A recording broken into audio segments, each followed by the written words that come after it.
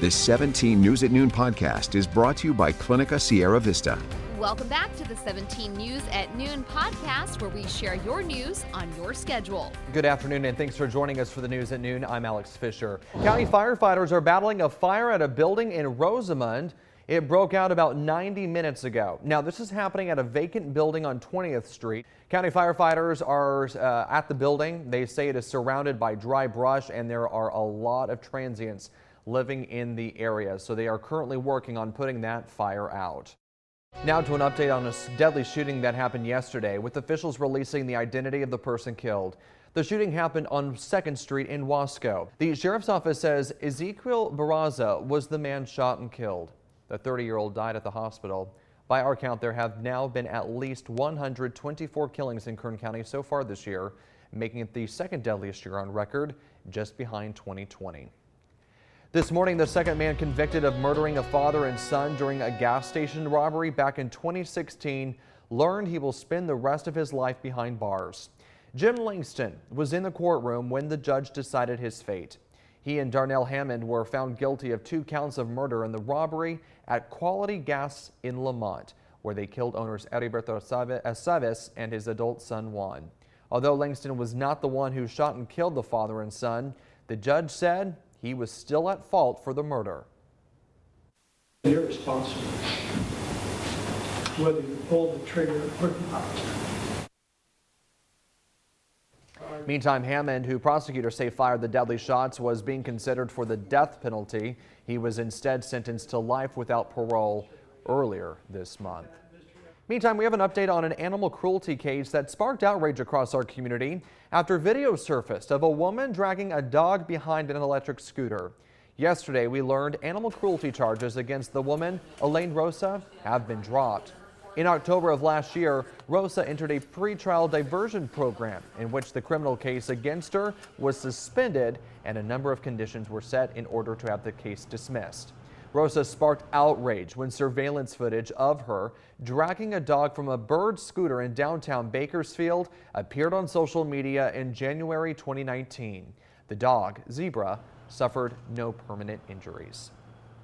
The final phases of the Kyle Rittenhouse trial are currently underway. The jury began deliberations earlier this morning following closing arguments, with 12 of the 18 jurors selected at random to enter deliberation and decide the case.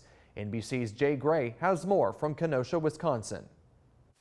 So after nearly 2 weeks of testimony, the jury now has this case whittled down from 18 to the 12 who will decide the fate of Kyle Rittenhouse. And in an unusual move, it was Rittenhouse who chose the numbers of those jurors who would become alternates in this case. What did we see over those 2 weeks? Well, we saw Rittenhouse himself on the stand at times seeming to break down during his testimony. We saw a contentious back and forth between prosecutors and the judge in this case, and that continued even through last night's closing arguments and rebuttal. But now it's all in the hands of the jury, behind closed doors, reviewing the charges, reviewing the process for coming to their conclusion, and no doubt reviewing a lot of the interviews, a lot of the video that was such a key part of this case. We'll continue to monitor things here outside the courthouse. For now, though, that's the latest from Kenosha. I'm Jay Gray. Back to you. There's a bit of good news as coronavirus cases in Kern County are starting to decline. This decline was predicted by state models. Today we learned another 398 people were infected with COVID-19. We also learned of another death. Hospitals continue to improve as well as we head into the holidays, which health officials say is great news. 205 people are in the hospital with COVID-19, 47 are in the ICU. That is the lowest number of ICUs since late August. Hello, this is Tim Callahan with Clinica Sierra Vista, and we're excited to unveil the Community Health Center of the Future, our comprehensive care center. It's located right across the street from Memorial Hospital. We have every service under one roof, from family medicine, OBGYN care, dental services for adults and children, behavioral health, and much more. So find your way to better care at Clinica Sierra Vista this year at our comprehensive care center. Visit our website, clinicasierravista.org, for the latest on this project. We'll see you soon. In education news, dozens of upset parents gathered in front of the Bakersfield City Hall yesterday to protest the state's vaccine mandate. The parents claim city leaders need to do their job and represent the opinions of constituents, even if it means going to jail. You put yourself in a leadership position, you have to know that there's going to be consequences if you make a choice that other people don't like, and that's just the position of a leader. It is just the latest in a series of demonstrations the group of parents and teachers have made over the last month. The vaccine mandate is a state requirement set forth by Governor Gavin Newsom for all children to be vaccinated to go to public or private or charter schools in the state of California. There is an opt-out option, but this could go away if the legislature is made to enforce the mandate as well. During the protest while 17 News was there, we heard about 30 to 40 cars honk in support. The parents say they will continue to fight for their kids. Have you gone to the gas station recently and filled up, and then afterwards you look at the gas meter and go, ouch? Well, that's because California gas prices are the highest we have ever seen. The average for a gallon of regular gas in the state now costs $4.68. That is the highest in the country and the highest for a gallon of gas in state history. Commuters are worried about the impact it's having on their wallets, especially as we approach the holiday season. Many are saying they're paying $20 to $30 more than what they're used to. Experts blame the spike largely on lower supply and then higher demand. If you'd like to be one of Santa's helpers this year, the U.S. Postal Service needs your help. Volunteer registration for Operation Santa is now open.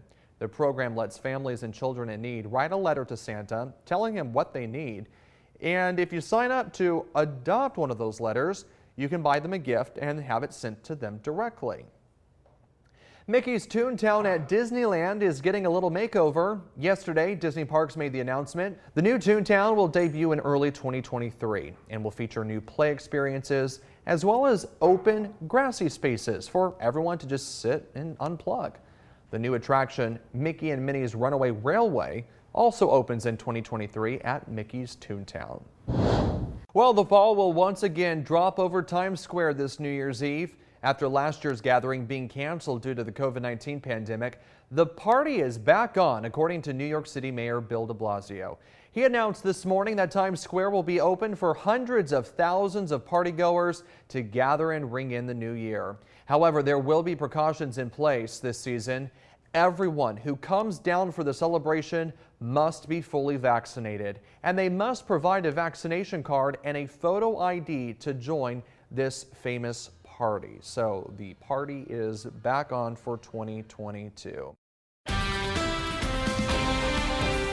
The 17 News at Noon podcast is a production of KGET and Nexstar Media Group. For more on all of the headlines in today's show, head to kget.com.